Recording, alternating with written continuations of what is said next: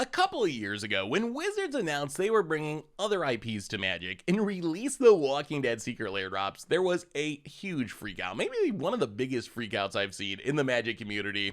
While some people were just upset about other IPs coming to Magic in general, a more realistic criticism was prices in supply. Like, what would happen if one of these cards became really popular? These were brand new cards, not reprints of cards. They were only released through a Universes Beyond Secret Lair drop. If a card became a Commander staple or a Legacy staple and prices shot through the roof, would Wizards be able to reprint them? Could they even legally reprint them? Did they own the rights to reprint them?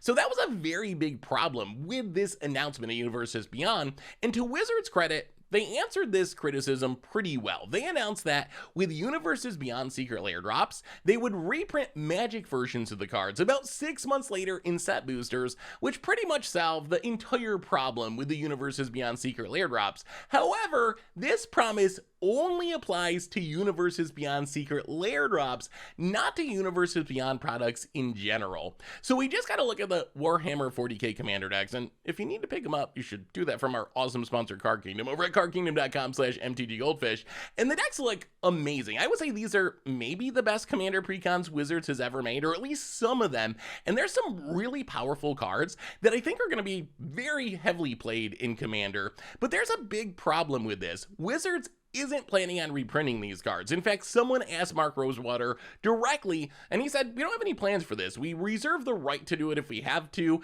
but we're not planning on reprinting these cards, which is pretty scary. To me, that sounds like Wizards might be creating another reserve list featuring non-Secret Lair Universes Beyond cards, and we all saw what happened with the original reserve list, just spiraling prices of important and popular cards out of control and making it so most players actually can't play with these cards. And the same thing could easily happen with Warhammer cards or another Universes Beyond product.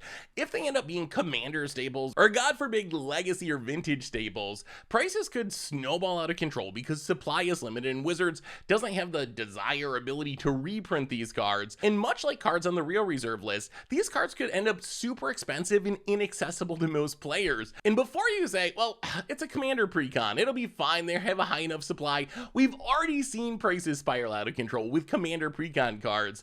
Fierce Guardianship is $80. Deflecting SWAT is $50. Dockside Extortionist is $60, and these are all relatively recent cards from the last 3 years or something, and these are all cards that Wizards is planning on reprinting, and in the case of Dockside Extortionist, has already reprinted once. Imagine this happening with a card that Wizards is saying, we don't have any desire or plans to reprint, and I don't even know how they really could practically reprint them, because they have creature types that don't exist in Magic. It would just be like a huge mess to try to reprint these cards. So to me, it looks like Wizards might accidentally be repeating one of the biggest mistakes of the 90s, which is creating a pseudo-reserve list for these Universes Beyond cards. I know that they can technically reprint them. Mark Rosewater did say they reserve the right to do that, but having no plans to reprint them is pretty scary. And like I said, I don't even know how they would practically reprint these cards in a way that would make sense in Magic with their creature types and everything that's going on.